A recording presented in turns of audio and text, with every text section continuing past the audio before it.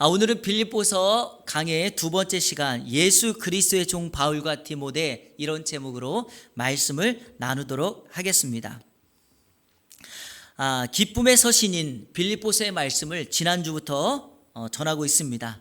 지난주 일에는 첫 시간으로 빌립보서의 개간 그리고 빌립보 교회가 탄생한 배경에 대한 말씀을 나누었습니다. 혹시 기억나시나요? 빌립보서는 옥중서신이라고 말씀하였습니다. 바울 사도가 로마 감옥에 갇혀 있었을 때 빌립보 교회 성도들을 격려하고 위로하기 위해서 쓴 편지입니다. 그런데 참 아이러니한 것은 삶의 제약과 제한을 가지고 있고 환경이 좋지 못한 감옥에 있던 한 사도 바울이 감옥 밖에 있는 성도들에게 기뻐하라고 편지를 쓰고 있다는 사실입니다. 여러분, 환경적으로 보면 누가 더 기뻐할 수 있는 환경입니까? 감옥 안에 있는 사람입니까? 감옥 밖에 있는 사람입니까? 감옥 밖에 있는 사람이겠죠. 하지만 감옥 안에 있는 바울이 감옥 밖에 있는 성도들에게 기뻐하라고 편지를 쓰고 위로합니다. 저는 이것이 신앙의 역설, 참된 신앙인의 모습이라고 생각합니다. 왜냐하면 참된 신앙은요, 환경에 제한받지 않고 환경에 지배받지 않은 진정한 기쁨을 누리는 것, 이게 바로 신앙의 참된 모습이기 때문입니다. 이런 의미에서 바울은 바로 그러한 신앙인의 참된 모습을 저와 여러분들에게 보여주고 있습니다. 빌립보 교회는요, 인간적인 방법이 아니라 성령의 강권적인 인도하심, 그리고 전혀 예상하지 않았던 사람을 만나고 사건을 통해서 세워진 교회가 빌립보 교회였습니다. 그러기에 이 빌립보 교회를 세운 사도 바울의 입장에서는 다른 교회보다는 더 특별한 관심과 사랑을 가지고 있었음에 틀림없습니다.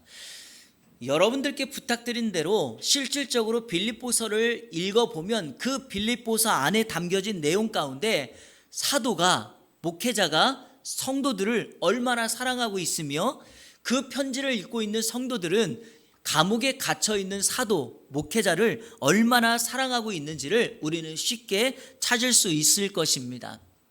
자, 오늘부터는요, 빌립보서의 한 절 한 절 말씀을 살피면서 하나님께서 저와 여러분들에게 주시는 은혜, 그리고 빌립보서의 실질적인 내용이 무엇을 의미하고 있는지를 함께 살펴보도록 하겠습니다. 자, 제가 지난주일에 빌립보서의 말씀을 여러분들이 이해하실 때 감옥 안에 있던 바울이 쓴 편지를 제가 여러분들에게 전달하여 읽는다, 읽어준다. 그래서 여러분은 실질적으로 바울의 편지를 지금 듣고 있는 것처럼 말씀을 이해하시면 된다 그랬죠? 예, 그런 마음으로 오늘 말씀을 그대로 이해하시면 되겠고요. 자, 또 하나, 오늘 본절 말씀을 시작하기에 앞서서 바울이 이 빌립보서를 쓸 때 왜 그 단어를 썼는지, 왜 그 사람을 거기다가 집어넣는지, 왜 이런 문장을 사용했는지를 생각하면서 말씀을 이해하시면 좋겠습니다. 제가요, 말씀을 묵상하거나 성경 공부할 때, 그리고 말씀을 강의할 때 꼭 하는 것이 있습니다. 말씀을 준비할 때 가장 중요하게 생각하는 질문이 있는데 그게 바로 왜, why라는 질문입니다. 저는요, 큐티를 할 때나 성경을 공부할 때나 늘 가장 많이 하는 게 바로 이 질문이에요. 왜 하나님이 바울을 통해서 그 단어를 쓰게 했을까? 왜 바울은 여기서 그 문장을 이렇게 썼는가? 왜 이 사람을 여기다가 집어넣었지? 왜 이것을 질문 형태로 했지? 왜 했지? 왜 했지? 이런 질문을 달아보는 겁니다. 그러면 여러분, 말씀을 좀 더 자세하고 깊이 묵상할 수 있게 됩니다. 여러분에게도 제가 제안의 말씀을 드립니다. 성경을 묵상하거나 읽으실 때, 공부하실 때, 그리고 큐티하실 때 꼭 이 질문을 달아보십시오. 왜 예수님은 그렇게 말씀하셨지?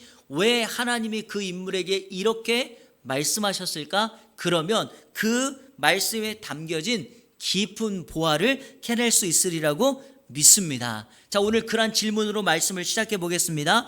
빌립보서 1장 1절과 2절, 오늘 우리가 읽은 이 본문은요, 빌립보서의 서론이라고도 말할 수 있고 이 빌립보서라고 하는 편지의 문안 인사라고 말할 수 있습니다. 여러분, 문안 인사, 즉 편지를 쓸 때는요, 항상 그 편지를 쓴 사람이 있고 그 편지를 받는 사람이 있고 그 편지를 쓸 때 인사하는 내용이 있는데 바로 그것이 오늘 우리가 읽었던 첫 번째 말씀입니다. 자, 1절 이렇게 시작합니다. 오늘 설교 제목과도 같죠? 이렇게 시작해요.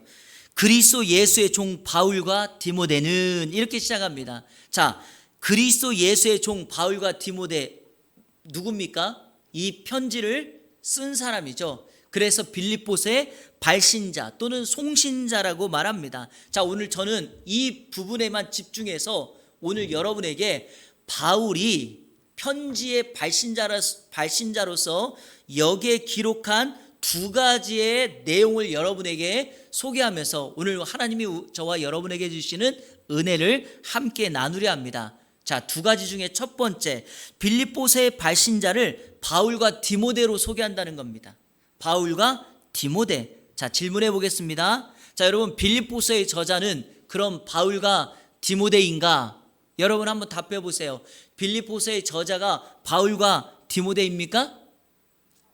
아닙니다. 바울입니다. 바울. 자, 문안 인사를 하고 난 3절에 보면 바울과 디모데 두 사람이 저자라면 여러분 인칭 대명사를 어떻게 써야 되죠? 우리가 이렇게 써야 되지 않습니까? 그러나 문안 인사를 마치고 난 3절부터 보면 갑자기 인칭 대명사가 내가, 나의 이렇게 1인칭을 사용하고 있습니다. 그러니까 빌립보서의 저자는 바울이고 바울이 저자이기 때문에 1인칭 내가, 나의 이런 말을 쓰고 있습니다. 자, 그럼 우리 이런 질문 들죠? 왜 그럼 디모데라는 이름을 여기에 기록했냐는 것입니다. 왜 기록했을까요? 이런 질문을 해볼 수 있지 않겠습니까? 그 이유가 있죠. 동역자에 대한 바울의 사랑과 배려죠. 다시 말하면 목회자이며 리더인 바울 자신만이 하나님께서 기억하는 것이 아니라 바울도 하나님도 디모데를 기억하고 있음에 대한 예우로 그 이름을 거기다가 기록하고 있는 것입니다. 바울이 빌립보서를 쓰면서 디모데를 기록하지 않아도 뭐라고 할 사람 아무도 없습니다. 그렇죠? 그럼에도 불구하고 바울이 이렇게 말하고 싶은 겁니다. 사람들이 혹시 너를 몰라줘도 디모데 너의 수고를 내가 알고 하나님이 알고 있어. 나는 그것을 이 편지에 너의 이름을 기록함으로 너를 잊지 않을 거야. 이렇게 말하고 있는 것입니다. 바울은요, 동역자를 정말 소중하게 여기고 사랑하며 배려했던 리더라는 것을 알 수 있습니다. 우리나라에 청년사역연구소라는 단체가 있습니다. 청년사역연구소. 저는 이 연구소에 저는 팔로워예요. 그래서 매일 페북에 이 청년사역연구소에서 쓴 글이나 어떤 내용들이 계속해서 올라오는데요. 저는 그걸 볼 때마다 좋은 내용이나 기사가 올라오면 늘 스크랩을 해놓습니다. 지난 7월 30일에 이런 사역자를 주의하라라는 제목으로 교회에서 조심해야 될 사역자의 10가지의 모습을 소개했습니다. 여러분에게 다 소개할 수는 없고요. 우리가 조심해야 될 사역자의 10가지 중에 10번째가 뭐였냐면 무례함이었어요. 무례함. 다시 말해서 목사라고 해서 사역자라고 해서 성도들이나 자기가 담당하고 있는 청년 학생들에게 함부로 말하거나 예의 없이 행동하거나 무례한 일들을 저지르는 사람들, 그 사역자들을 주의하라는 겁니다. 왜냐하면 눈에 보여지는 동역자, 눈에 보여지는 청중을 사랑하지 않는데 눈에 보이지 않는 하나님을 그가 사랑하기는 만무하다는 겁니다. 다시 말해서 정말 좋은 사역자, 우리가 함께할 사역자, 함께해야 될 목회자는 눈에 보이지 않는 하나님을 사랑하기에 지금 당장 내 눈앞에 있는 사람, 아파하고 신음하고 있는 성도들을 함께 대하며 같은 마음을 가지며 그런 사람들에게 최선을 다하고 있다는 것입니다. 이런 의미에서 바울은 정말 좋은 리더였고 목회자였습니다. 저는 우리 예한교회 성도님들이요, 함께 신앙생활하고 있는 사람들을 차별하지 않고 같은 마음으로 사랑하고 존중해주는 동역자가 되기를 주님의 이름으로 축복합니다. 이와 관련돼서 좋은 내용이 있어서 제가 한번 말씀드려 보려고 합니다. 제가 요즘 일주일에 꼭 보는 드라마가 한두 개가 있는데요, 목요일 저녁만 되면 슬기로운 의사생활이라는 드라마를 꼭 보고 있습니다. 여러분 혹시 보시나요? 예, 인간미가 넘치는 이런 드라마는 좀 보셔도 될 것 같아요. 제가 일주일 동안 말씀을 묵상하면서 설교를 준비하다가 지난 목요일, 그러니까 3일 전에 방영했던 이 드라마 내용이 오늘 제가 설교할 내용과 너무 똑같아서 여러분에게 잠깐 소개를 하려고 합니다. 그 슬기로운 의사생활에서 나오는 장면입니다. 사고를 당한 한 사람이 구급차를 타고 응급실에 급하게 도착했습니다. 너무 심각한 상황에서 응급실에 있는 의사들이 정말 열심으로 땀을 흘리면서 잘 치료해 주었고 결과적으로는 수술을 할 수 있게 되었습니다. 그래서 응급실에 도움을 받아 수술실로 갔죠. 그리고 수술도 너무 잘 끝났습니다. 그 응급실에 있었던 한 인턴이 자신이 인턴되고 너무나 많은 감격을 받은 거예요. 이런 사람을 우리가 살려내다니. 그래서 수술을 마친 환자가 있는 병실에 그 환자를 보기 위해서 찾아갑니다. 가는 동안에 자신의 인턴 선배였던 그 환자의 주치의였던 선배와 함께 그 병실에 찾아갑니다. 병실에 들어가자마자 그 환자와 그 환자의 보호자가 그 주치의 인턴 선생님을 보면서 인사를 90도로 하면서 정말 선생님 감사하다고, 선생님이 이렇게 수고해 줬고 수술하신 분들이 너무 잘해 주셔서 내 남편 내가 살았다라고 이렇게 인사를 합니다. 그런데 그 옆에서 그 모습을 보고 있었던 응급실 인턴 선생님이 슬쩍 병실을 빠져나갑니다. 왜 빠져나갔을까요? 자신들이 급하게 응급수술을 해서 이 환자가 수술을 했는데 자신들의 수고는 몰라주는 보호자, 환자를 보는 듯해서 그냥 병실을 빠져나갑니다. 후에 장면이 여러 가지가 바뀌면서 이 응급실 인턴이 실망하면서 내가 응급의학과를 선택한 것이 정말 바른 선택인지를 고민하고 있습니다. 그때 TV에서 두 가지의 장면을 방송해 줍니다. 첫 번째 장면은 뭐였냐면 이 환자, 응급 환자를 심장수술한 의사가 이 환자를 살리는데 가장 중요한 역할을 한 사람, 중요한 역할을 한 부분이 어딥니까? 라고 누군가가 질문했을 때 이 심장 의사가 이렇게 말합니다.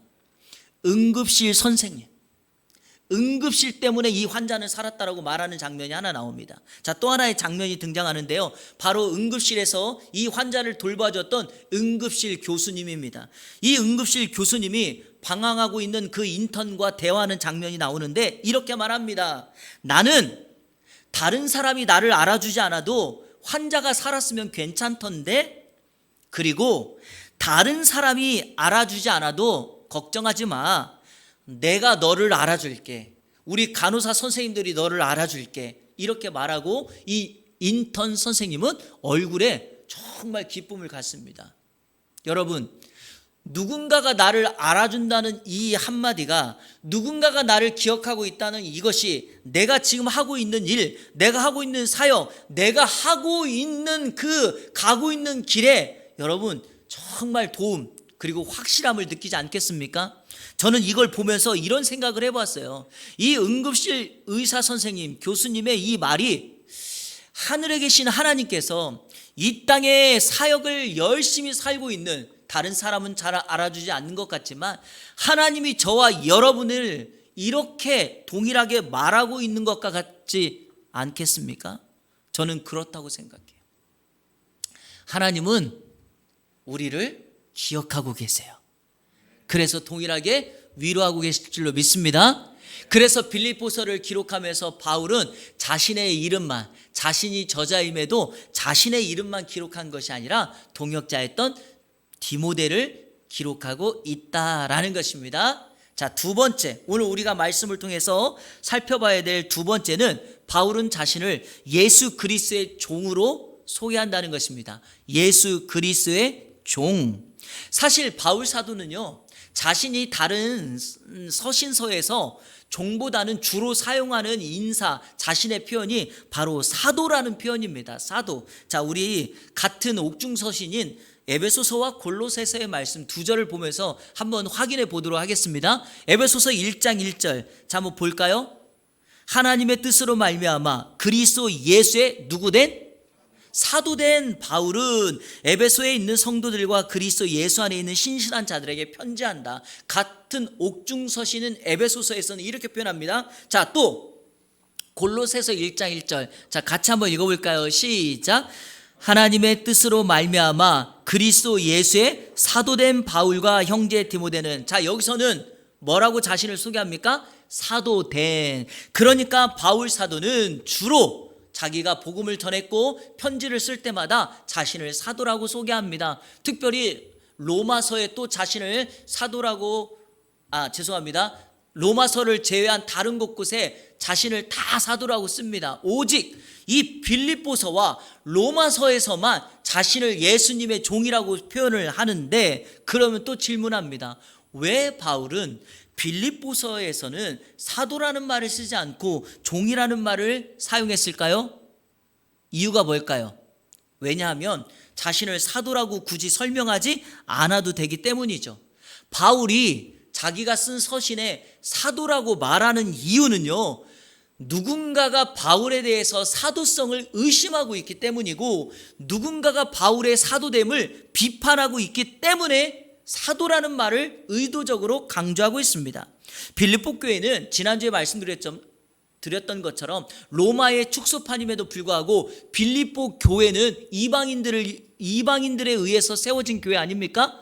두아디라 성에 살고 있었던 루디아라는 여자, 빌립보의 감옥에 있었던 간수에 의해서 세워진 교회이니까 사람들이 바울의 사도권에 대해서 의심할 필요가 없었고, 로마인들 입장에서는요, 여러분, 바울의 사도권을 비판했던 사람들은 같은 유대인이지 로마인들 입장에서는 굳이 그것을 따질 필요가 없었죠. 사도라는 말은 아포스텔로스라는 말은 보내심을 받은 자라는 말입니다. 이 말은 당시 예수님의 12제자를 칭하는 용어였죠. 자, 우리 한번 누가복음 6장 12절 13절을 통해서 확인해 보도록 하겠습니다. 이때 예수께서 기도하시러 산으로 가사 밤이 새도록 하나님께 기도하시고, 자, 여러분, 왜 예수님이 산에 가서 밤새도록 기도했을까요? 12명의 제자를 세우기 위함이죠. 자, 13절 같이 읽겠습니다. 시작. 밝음에 그 제자들을, 자, 예수님이 12명을 택하고 그들을 뭐라고 불렀다고요? 사도, 아포스텔로스라고 그들을 불렀다는 것입니다. 그러니까 사도라는 칭호는 예수님의 12제자를 일컫는 말이었습니다. 그런데 바울이 복음을 전하는 곳마다 나는 주님께 부름받은 사도야 라고 말할 때마다, 보내심을 받은 자라고 말할 때마다 사람들이, 특별히 유대인들이 바울을 비난하는 거죠. 너는 예수님의 12제자도 아닌데 왜 너를 사도라고 부르느냐? 너는 사도가 아니다 라고 하는 비난을 계속 받습니다. 그러나 우리가 분명히 아는 것은 바울은 예수님의 12제자 중에 한 사람은 아니었지만 우리는 알지 않습니까? 바울이 하나님께 부름받았다는 것. 특별히 바울의 사도성을 가장 많이 공격했던 지역이 갈라디아였고, 그 갈라디아 교회에 썼던 편지의 내용을 한번 읽어보겠습니다. 갈라디아서 1장 1절인데 바울이 자신의 사도성을 공격하는 사람들에게 이와 같은 말을 합니다. 갈라디아서 1장 1절 시작. 사람들에게서 난 것도 아니요 사람으로 말미암은 것도 아니요 오직 예수 그리스도와 그를 죽은 자 가운데서 살리신 하나님 아버지로 말미암아 사도된 바울은, 자, 바울의 사도권은요, 사람에 의해서 생겨난 것이 아닙니다. 사람이 자신을 부른 것도 아니라고 말합니다. 오직 예수 그리스도, 그리고 그 예수 그리스도를 죽은 자 가운데서 살리신 아버지 하나님으로부터 자신은 사도로 부름받았다고 말합니다. 여러분, 실질적인 근거를 한번 찾아볼까요? 바울이 사울이었을 때 하나님께 부름받은 장면, 사도행전 9장에 보면 바울의 소명 기사가 나옵니다. 사울은 원래 다메섹으로 가면서 그 다메섹에 가는 동안도 예수 믿는 사람들과 교회를 핍박하기 위하여 다메섹으로 가고 있었습니다. 그때 하늘의 강력한 빛에 의해서 바울은 그 자리에서 그만 고꾸라지고 맙니다. 그 내용을 사도행전 9장 3절과 4절에서는 이와 같이 표현합니다. 제가 읽어볼게요. 사울이 길을 가다가 다메섹에 가까이 이르더니 호련히 하늘로부터 빛이 그를 둘러 비추는지라 땅에 엎드려져 들음에 소리가 있어 이르시되 사울아 사울아 내가 어찌하여 나를 박해하느냐 하시거늘. 여러분, 여기서 중요한 건 호련이에요. 여러분, 호련이라는 것은 무슨 말입니까? 사람에 의해서 만들어진 것이 아니라 갑자기 하나님께서 역사하셔서 하늘에서 빛을 바울에게 발하셔서 그를 그 빛에 완전히 고꾸라지게, 그래서 바울도 뭐라고 말합니까? 성경도 땅에 엎드러졌다라고 말을 합니다. 그랬을 때 하나님께서 눈이 먼 그 사울을 고치기 위하여 아나니아라는 사람을 사울에게 보내면서 아나니아가 떨고 있었을 때 그 아나니아에게 이 사울이 누군가에 대한 분명한 사명을 다시 한번 말합니다. 그게 바로 사도행전 9장 15절 16절인데요. 같이 읽겠습니다. 시작. 주께서 이르시되 가라. 이 사람, 사울입니다. 이 사람은 내 이름을 이방인과 임금들과 이스라엘 자손들에게 전하기 위하여 택한 나의 그릇이라. 그가 내 이름을 위하여 얼마나 고난을 받아야 할 것을 내가 그에게 보이리라 하시니. 아멘. 하나님은 사울을 불렀습니다. 사도로 불렀습니다. 바로 이방인을 위한 택한 그릇으로. 그리고 그가 사도로 부르심을 받은 이후에 자신이 받을 사도성의 비판, 그것을 포함하여 얼마나 많은 고난을 받게 될 것인지를 오늘 분명히 이 말씀에 강조하고 있습니다. 그래서 바울은 가는 곳곳마다 예수님의 12제자가 아니라는 것 때문에 사도성을 꼭 비난받고 고난을 받아야 했습니다. 그런데요, 빌립보 교회만큼은 바울의 사도성을 의심하지 않았기 때문에 대신에 바울은 자신을 종이라고 표현한 것입니다. 여러분, 이 종이라는 말, 이 말은 둘로스, 즉 노예를 일컫는 단어입니다. 바울이 이 단어를 사용하는 이유가 있죠. 바로 여러분, 종이라는 것은 어떤 환경이나 시스템에 제약이 있는 사람 아닙니까? 주인에게 종속된 사람이죠. 바울은 지금 감옥에 매여 있지만 이렇게 말하고 있는 것입니다. 나는 감옥이라는 환경에 매여 있는 것이 아니라 나는 주님의 종으로서 주님께 매여 있다라고 강조하고 있는 것과 같습니다. 여러분, 이 둘로스라고 하는 말, 종이라는 말을 좀 한번 단어 연구를 해보면요, 이 둘로스라는 말은 헬라어 데오라는 말에서 파생된 말인데, 이 데오라는 말이 함께 끈으로 묶다 이런 뜻이에요. 그러니까 여러분, 종이 무슨 뜻입니까? 누구와 묶여져 있는 거죠. 매여져 있는 거죠. 그러면 이것을 바울이 예수 그리스도의 종이라고 표현했다는 것은 바울 자신이 지금 누구와 묶여져 있다는 겁니까? 예수님과 함께 묶여져 있고 묶여진 존재라는 거죠. 이 종이라는 말을 일반 다른 영어 성경에서는 다 servant, 이런 종이라는 단어를 썼는데 원문하고 가장 가까이 번역됐다라고 불리우는 NASB, New American Standard Bible이라고 하는 영어 성경이 있어요. 거기에서는요, 원문에 가장 가깝게 번역됐는데 영어 단어를 그냥 servant라고 하지 않고 이렇게 앞에다가 단어 하나를 붙였어요. 한번 보세요. 뭐예요? bond servant, 본드. 여러분, 이 본드 그러면 잘 기억을 못하니까 한국식 발음을 제가 한번 해볼게요. 본드. 느낌이 확 오세요? 그렇죠. 붙이는 겁니다. 본드 서번트라는 건 뭘까요? 붙여진 종. 그래서 한국말의 번역을 매여 있는 종, 매인 종이라는 겁니다. 왜 이 단어를 매인 종이라고 했을까요? 이 단어는 주인에게 종속되어 주인에게 매여 있다는 말이죠. 이 단어를 그리스도인들이 종이라는 말로 쓸 때는 우리의 구세주 예수 그리스도께 본드, 붙여져서 매어졌다라는 말로 쓰는 겁니다. 바울이 이 단어를 쓴 거는 구약적인 배경을 가지고 있죠. 하나님께서 이스라엘 백성들이 애굽에 종살이하고 있을 때 하나님의 강권적인 은혜로 모세를 중심으로 그들을 애굽에서 탈출시킨 다음에 적과 꿀이 흐르는 약속의 땅 가나안 땅에 그들을 입성시킵니다. 자, 가나안 땅을 지척에 두고 요단강 건너편, 즉 모압 평지에 마지막으로 남겨져 있을 그때 하나님이 모세에게 신명기의 말씀을 주면서 율법을 다시 한번 그들에게 가르쳐 줍니다. 여러분, 신명기의 신자가 무슨 신자로 알고 있습니까? 다시 두 번째라는 뜻이에요. 그래서 이 신명기, 신명일이 뭐예요? 두 번째 말씀, 두 번째 율법이라는 거예요. 출애굽기에서 율법을 줬지만 요단강을 건너 가나안 땅에 입성하기 전에 다시금 말씀을 가르침으로 하나님 자녀다운 삶, 하나님의 백성으로서 약속의 땅에 들어갔을 때 어떤 율법과 규례를 따라야 되는가에 대한 말씀을 가르칩니다. 그때 여러 가지를 가르치는 중에 바로 종에 대한, 하나님의 종들은 어떻게 해야 되는지에 대한 규례를 가르쳐 주는데 그 규례가 바로 신명기 15장 12절부터 18절이에요. 자, 저희가 한번 쭉 읽을 텐데 제가 한 절 한 절 읽으면서 하나님께서 모세에게 이스라엘 백성들에게 이 말씀을 왜 주셨고 이 말씀을 왜 바울이 사용하고 있는지를 제가 설명해 드리도록 하겠습니다. 자, 먼저 12절 같이 읽을까요? 시작.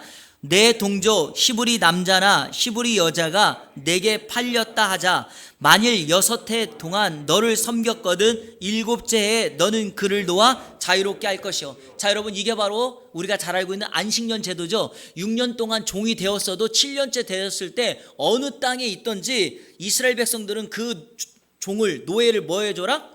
놓아줘라, 풀어줘라는 거예요. 자, 13절. 그를 놓아 자유하게 할 때는 빈손으로 가게 하지 말라. 자, 여러분, 어떻게 해요? 놓아줄 때는 빈손으로 보내면 안 된다는 거예요. 6년 동안 일했던 것을 값을 치러서 주는데 14절. 내 양무리 중에서와 타작마당에서와 포도주 틀에서 그에게 후히 줄지니. 어떻게 줘라? 후히 줘라.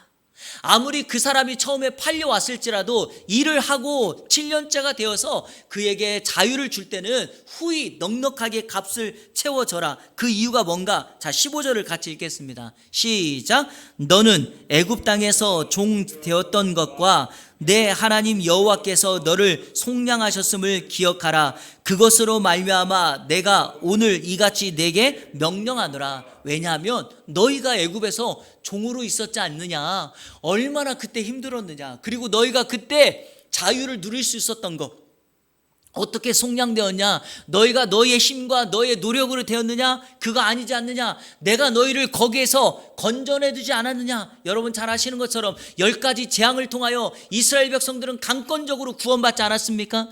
그것을 기억하여 그들에게 종되었던 그들에게 후히 넉넉히 주라고 말을 합니다. 자, 그런데 그 다음에 이제 중요한 내용이 나오죠. 16절. 자, 우리 같이 한번 읽겠습니다. 시작. 종이 만일 너와 내 집을 사랑함으로 너와 동거하기를 좋게 여겨 내게 향하여 내가 주인을 떠나지 아니하겠더라 하거든. 자, 여러분, 이게 이제 중요한 거예요. 자, 종이 있는데 종이 7년째가 되었어도 주인에게 이렇게 말하는 거예요. 나는 가지 않겠습니다. 나는 당신이 좋고 당신을 사랑하고 당신의 집이 너무 좋아서 나는 당신과 영원히 여기에 함께 살면서 당신의 종으로 살겠습니다. 이렇게 말하는 거예요. 이 종을 가리켜서 본드 서번트, 바로 메인 종이라고 하는 겁니다. 무슨 말입니까? 여러분, 세상의 종과 이 메인 종은 다릅니다. 차이가 있어요. 일반 종들은 어쩔 수 없이 하는 거지만 이 메인 종은 주인에 대한 영예입니다. 다시 말해서 자 17절 송굿을 가져다가 그의 귀에 문에 대고 뚫으라. 그리하면 그가 영구히 내 종이 되리라. 자, 메인 종이 되겠다는 사람은 어떻게 하라고요? 문 입구에 가서 귀를 대고 송곳으로 딱 뚫어서, 그래서 여러분 그때 당시에 귀걸이라는 거를 종들이 하고 있었던 거예요. 자, 그런데 중요한 사실이 이겁니다. 그 종을 보면서, 귀걸이한 종, 귀가 뚫린 종을 보면서 사람들이 하는 말이 뭘까요? 아유, 저 종 봐라. 뭐가 좋다고 종을 평생 하겠다고 그런, 이게 아니에요. 그 종을 보면서 사람들이 뭐라고 하는지 아세요? 도대체 저 사람의 주인은 누구이길래, 저 사람은 주인이 어떤 사람, 어떤 위대한 사람에게 평생 종이 되겠다고, 그 사람과 함께 살겠다고 결단을 했는가? 여러분, 이렇다는 거죠. 바울이 지금 그걸 말하고 있는 겁니다. 바울은 자신의 주인 대신 예수 그리스도, 그분이 너무 좋아. 그분을 사랑하여 자신의 배경, 자신의 혈통, 자신이 가지고 있던 학문적 노력, 모든 것이 위대했지만 그걸 다 뒤로하고 그분께 매여서 예수 그리스도의 평생 영원한 종이 되겠다고 결단한 것입니다. 여러분, 바울에게는 송곳, 귀를 뚫은 흔적이 있습니까? 여기에는 나오지 않지만 갈라디아서 6장에 보면 그가 뭐라고 말합니까? 나는 내 몸에 예수 그리스도의 흔적을 가졌노라. 바로 송곳으로 뚫린 것과 같은 예수 그리스도의 복음을 증거하다가 사람들에게 맞고 피가 나고 고통당하고 고난당했던 그 흔적이 그의 몸에 가득하여 그는 누가 봐도 예수 그리스도의 메인종이다. 신명기 15장에서 말하고 있는 그 종이 바로 바울이었던 것입니다. 다시 본론으로 돌아가 볼까요? 바울은 빌립보서에서 자신을 뭐라고요? 바로 그 예수 그리스도 그분의 메인종이다라고 표현하고 있는 겁니다. 왜 메인종으로 표현했는가? 중요한 말씀 드립니다. 여기는 숨겨진 의미가 있어요.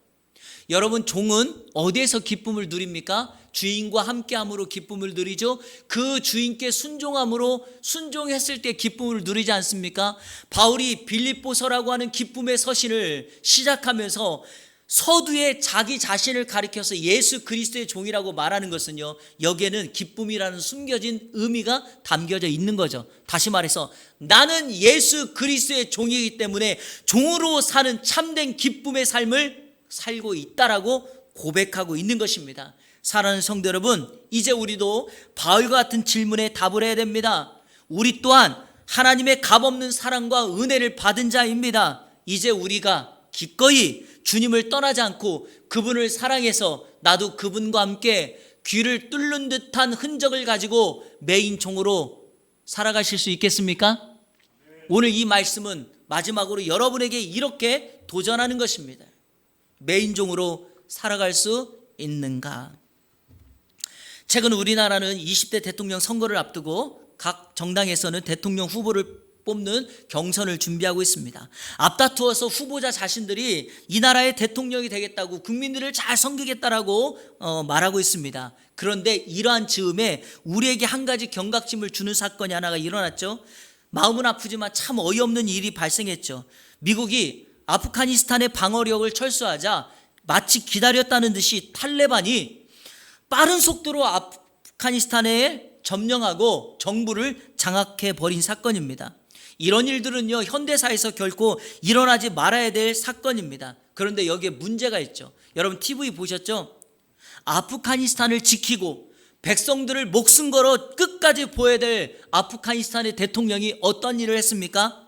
금고에 있는 돈을 다 챙겨가지고 관절을 비우고 도망쳐버린 사건이 일어나지 않았습니까? 이유가 뭔지는 알 수 없지만 여러분 한번 물어볼게요. 이런 대통령이 여러분의 대통령이라면 여러분 그 나라에서 믿고 살 수 있겠습니까? 못 삽니다. 대통령은요, 백성들과 한몸 되었다라고, 나는 그 백성들과 매여 있다라고 고백하는 게 대통령이거든요. 그런데 그 대통령은 돈을 가지고 나라를 버리고 국민들을 버리고 도망쳐 버렸습니다. 이런 사람은 정말 자격이 없는 리더, 자격이 없는 대통령이라고 말할 수밖에 없습니다. 그런데 이와는 반대로 자신의 어려운 상황 속에서도 자신이 속한 공동체를 끝까지 지키려는 리더가 있습니다. 그가 했던 말을 여러분에게 성경 구절로 한번 읽어드리겠습니다. 빌립보서 1장 29절, 바로 쉬운 성경 사도 바울의 고백입니다. 자, 여러분 한번 다 같이 한번 읽어볼까요? 시작. 하나님께서는 여러분에게 그리스도를 믿는 특권뿐만 아니라 그리스도를 위해 고난받는 특권도 주셨습니다. 이 두 가지 모두 하나님께는 영광이 되는 것입니다. 이해가 되십니까? 우리가 예수 그리스도를 믿는 것도 특권이지만 우리가 믿고 있는 예수 그리스도를 위하여 당하는 고난도 아무나 하는 게 아니라 특권이다. 이 말을 왜 할까요, 바울이? 나는 지금 감옥에서 이 특권을 가지고 하나님께 영광을 돌리고 있다라고 말하는 겁니다. 자신을 걱정해주는 교회 성도들에게, 빌립보 교인들에게 이렇게 말하고 있는 것입니다. 걱정하지 마라. 나는 내가 가진 특권을 가지고 주님을 위하여 예수 그리스도의 종으로 지금 주님 앞에 나아가고 있다라고 말하고 있습니다. 사랑하는 성도 여러분, 예수 그리스도께 메인종이 되시기를 축복합니다. 하나님께서 바울을 통하여 디모데를 잊지 않고 기억하고 있다는 것처럼 우리가 이 세상을 향하여 메인종으로 나아간다면 우리 하나님께서 결코 저와 여러분을 잊지 아니하시고 평생 주님 나라 가는 그날까지 우리를 기억하시고 함께 하시며 그분이 누렸던 즐거움과 영예를 함께 누리며 이 세상을 살아가게 될 것입니다. 이번 한 주간 예수 그리스도의 메인종으로 충성하는 예안의 모든 성도들 되시기를 우리 주 예수 그리스도의 이름으로 축원합니다. 우리 시간에 함께 결단의 찬양 드리도록 하겠습니다. 때때로 선교사님들에 의해서 잘 불려지는 찬양이기도 한데요, 우리가 왜 힘들고 어려운 사역들을 감당하는가? 오늘 이 찬양을 보시면 오직 주의 사랑 안에 매여 있고 주의 임재 안에 갇혀 있기 때문에, 다시 말해서 메인 종이기 때문에 나는 그 사역을 감당한다 라고 말하고 있는 거죠. 여러분 기억하십시오. 내가 매인종으로 사는 것과 주님이 나에게 베풀어 주신 은혜를 달아보면 은혜가 너무 커요. 우리의 매인 것은요, 어찌 보면 10분의 1, 100분의 1, 만분의 1도 안 될 수 있어요. 어느 누가 하나밖에 없는 독생자 아들을 살리기 위해서, 우리를 살리기 위해서 그 독생자 외아들을 죽일 수 있겠습니까? 그게 은혜고 하나님의 사랑입니다. 오늘 이 찬양하면서 바울 사도의 빌립보 교회를 향한 그 편지글에 자기 자신을 이렇게 소개했던 이유를 다시 한번 기억하면서 이번 한 주간 주님의 매인종으로 살아가는 우리 모든 성도님들이 되셨으면 좋겠습니다. 함께 찬양합니다.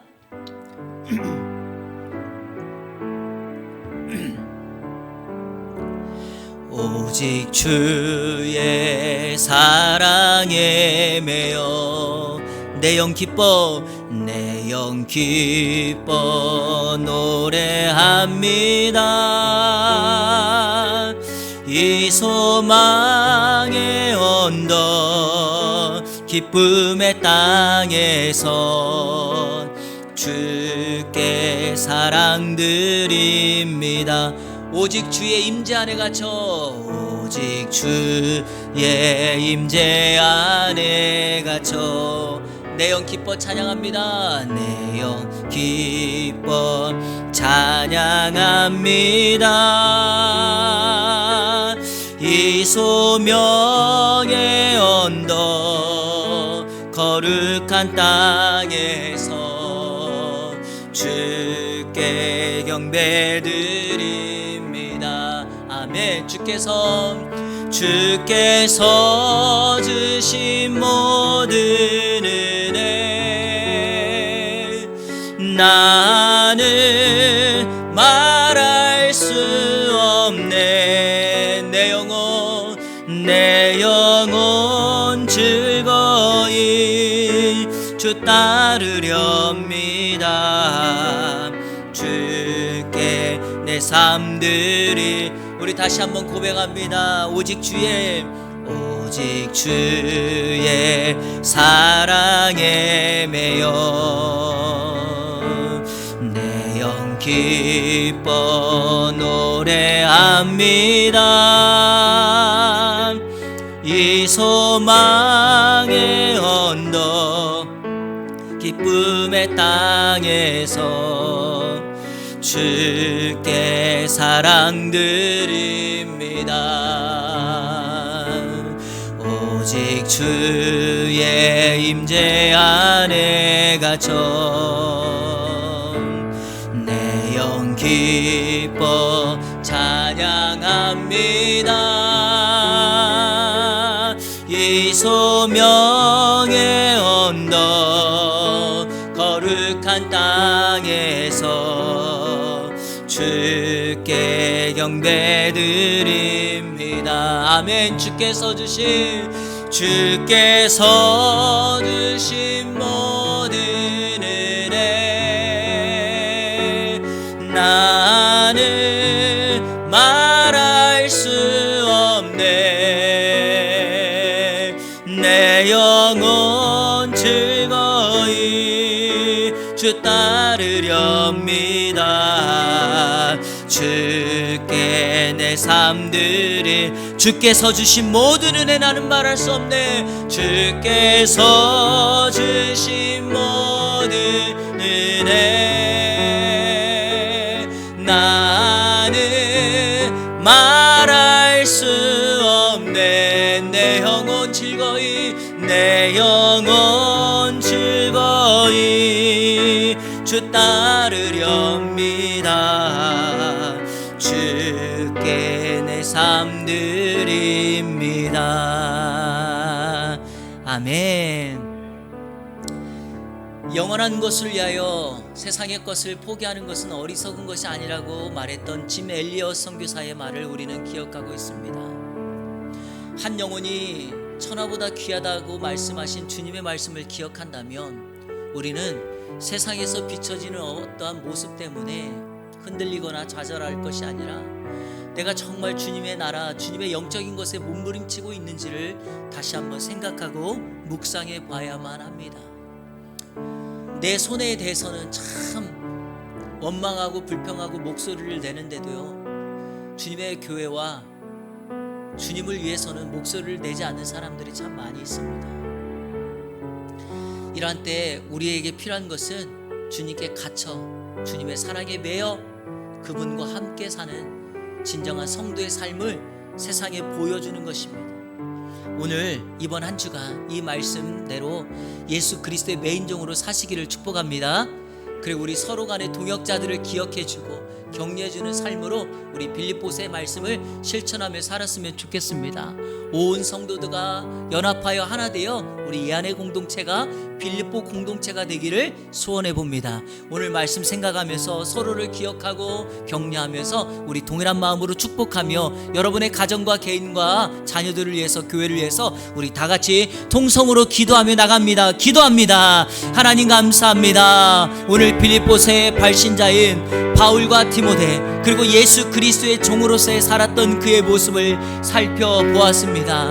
세상은 내 이름을 내는데 급급하고 내 이름을, 내 성공을, 내 것을 주장하는데 빠르지만 우리 주님은, 신앙인들은 주님의 종으로서의 매인 삶을 살아가고 있는지를 꼭 기억합니다. 하나님, 오늘 말씀을 듣고 다시 한번 예수 그리스도의 매인 종으로 살아서 우리의 주인 되신 예수 그리스도께서 가장 위대하시다고 고백하는 삶을 살아갈 수 있도록 인도하여 주시옵소서. 하나님 아버지, 동역자를 소홀히 여기지 않게 하여 주옵소서. 무례하지 않게 하여 주옵소서. 존중하고 사랑하며 함께 나아가는 진정한 동역자의 삶을 살아갈 수 있도록 인도하여 주시옵소서. 빌립보 교회처럼 우리 예안교회가 그렇게 되기를 원하며 서로를 격려하고 위로하며 연합하는 공동체가 되기를 소원합니다. 아픔을 공유하고 즐거움을 나누는 공동체가 되기를 원합니다. 서로를 기도하며 축복하는 공동체가 되기를 원하오니 하나님, 우리를 사용하여 주시고 이 힘들고 어려운 이때에 우리 사랑하는 성도 한 사람 한 사람이 우리 빌립보 공동체처럼 이 안의 공동체를 만들어갈 수 있도록 인도하여 주옵소서. 이번 한 주간도 예수 그리스도의 종으로 매연 삶을 살게 하여 주시고 서로를 축복하며 격려하는 공동체로 나아가는 은혜가 있을 수 있도록 인도하여 주옵소서. 기억하여 주옵소서. 사랑하여 주옵소서. 모든 것이 주의 은혜라고 고백하며 나가는 우리들의 삶이 될 수 있도록 인도하여 주옵소서.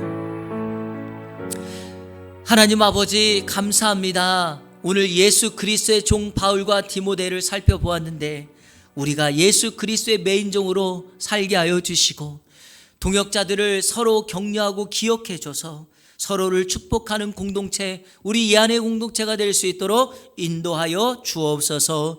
예수 그리스도의 이름으로 기도하옵나이다. 아멘.